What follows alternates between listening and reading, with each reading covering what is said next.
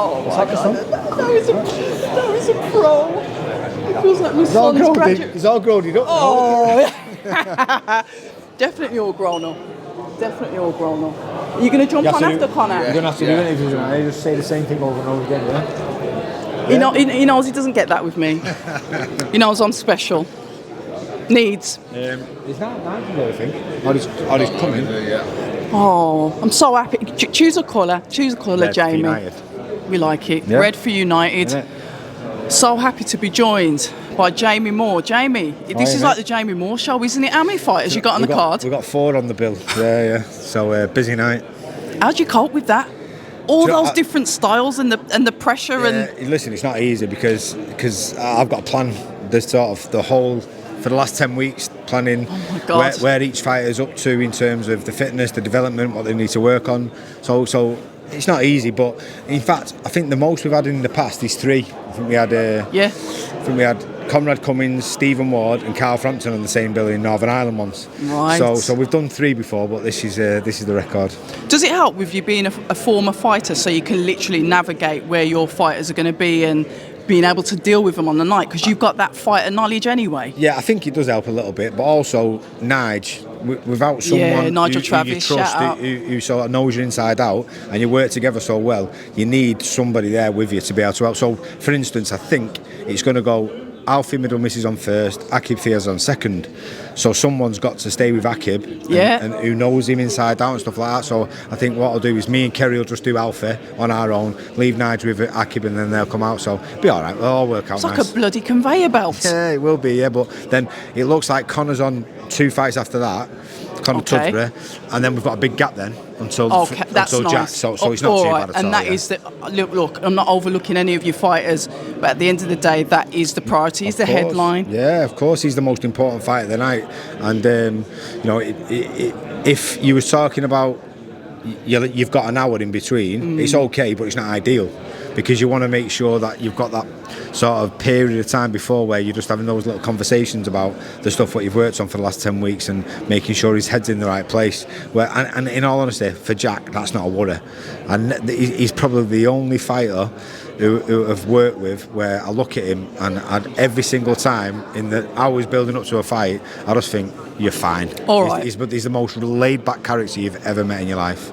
I know, and sometimes people misconstrue that laid-back character of his, but what I will say about that character, I think that does transform into the ring. Yeah. Because sometimes it's almost like he's sweet. No, he switches off. I'm laughing because I love that promo. The promo, where the sort boring of Jack. Sort of make out himself, exactly, because he's far from boring if you know what you're watching. Yeah. But I know what you're saying. He's like laid-back demeanour is the reason why he can perform like he. Yes. I call it patience. He's got so much patience, and he picks his moments right.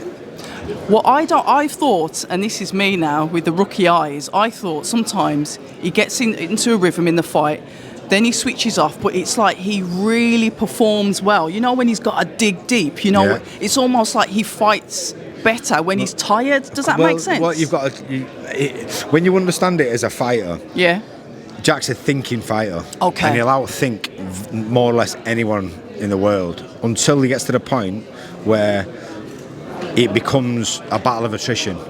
Then you can't think about it. You just react. You just respond. That impulsive fighting. So when a fighter is good enough to push him to that point, then he'll respond. But up until that point, he'll outthink you all the way through. I love it. But you know who I'm really excited about? Connor Tudbury, a fighter that I went to Moss Side Fire Station, I think it was 4 years ago. Went in there, done a bit of training with him, and he spoke about potentially going to the, obviously, 2024 Olympics. Obviously, that didn't work out. Yeah. And then we're here. He's turned professional. Yeah, I mean, Nigel's had him since he was 8 years old. So I didn't know that. Yeah, 8 years old. So what a beautiful story it is. Like, he's literally nurtured him from being a kid all the way to this point at Moss Side Fire Station. So for him now to be coming to us as a pro, it's a different dynamic. He's coming in. Smooth transition, Jamie. It was an easy transition, but what you had is he's had a lot of unfortunate injuries in the amateurs, Connor. So he was coming back, he was having rehab and stuff like that. So we've had to manage it. It's been quite a delicate situation. And I anticipated us having a few more problems with him, to be honest, in terms of maybe he had to have a week off here and there to let his injuries sort of heal up. It's been smooth sailing, touch wood. He's been sparring Callum Smith, which is such good experience at this stage of his career. And do you know what? He's doing so well. So I'm buzzing for Nige, because it's him and Pat Brown are the first two who are really coming through and are like going to be sort of Pat Brown's headlining. Connor's on such a big bill. It's just a beautiful story. A beautiful story for Manchester as well, putting your gym's fighters on the map. I like to see that. I know when you said, I get it, there's a bit of stress behind it, but you're putting a lot of your fighters on the map, and it helps promote your gym, promote what you do as well. This is a sport what I've been involved in for like 25 years now, involved in the pros, and I'm now in a position. So Alfie Middlemiss, who's on the undercard, he's the first one turning pro from my amateur boxing club. Right. So mine's Ward in ABC, Nigel's is Moss Side Fire Station. So we've got 3 fighters in 6 weeks period who are all boxing on the same cards. Alfie's having his second fight, Pat's having his debut, Connor's having his debut, and we've been involved in the sport for so long. It's sort of coming full circle from us all boxing amateurs into boxing pros, into becoming coaches, and now we've got all the kids coming through who we've taught. So it's ace. Do you get nervous, for Pat and Connor picking those names again?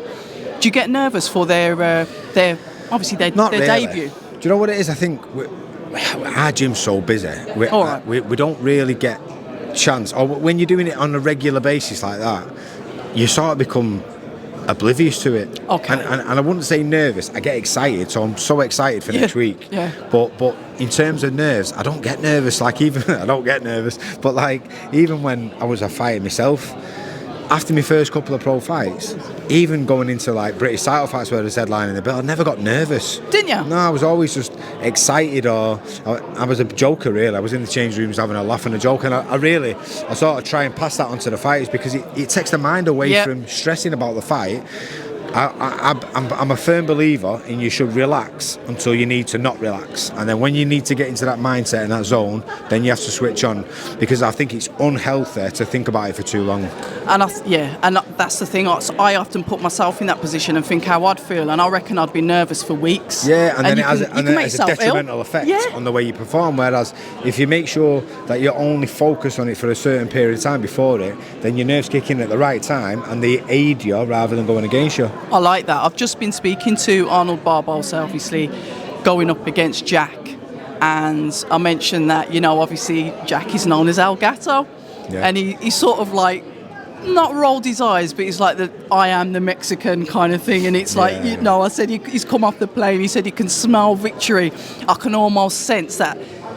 I think we're going to see a different side to Jack, because I think this is going to be a really aggressive, counter-punching, I hope so. Let's go to town fight. Because you'll always see the best of Jack when someone brings it out of him. Yeah. If Jack can make a fight easy and he can sort of win comfortably without having to go through the gears, he will. If someone is good enough and to push him, then you're going to see the best of him, and I feel like you're going to see the best of him next Saturday. Do you think he's going to go for a stoppage? I mean, I'm not asking you to talk tactics. He won't go for a stoppage, because that's not in his nature. But what he will do is, I believe Barbosa will try and push him to get to victory, and in doing so, he'll get knocked out. He'll get caught with something like what he did with Prograis, them sneaky shots that catch you right on the perfect sweet spot. Jack punches way harder than his record suggests because of his style. Do you know what I mean? So, I can't wait now. Oh, listen, I can't wait. I'm buzzing. It's I'm going in there, but listen, I appreciate your time. I know you've got to get up there. I'm going to try and speak to Pat and obviously Connor. Yeah, that's what they're there for. They'll do it. We'll speak soon. All the best, and keep up the good work. Thank you. People say I'm toxic, and honestly, I don't care.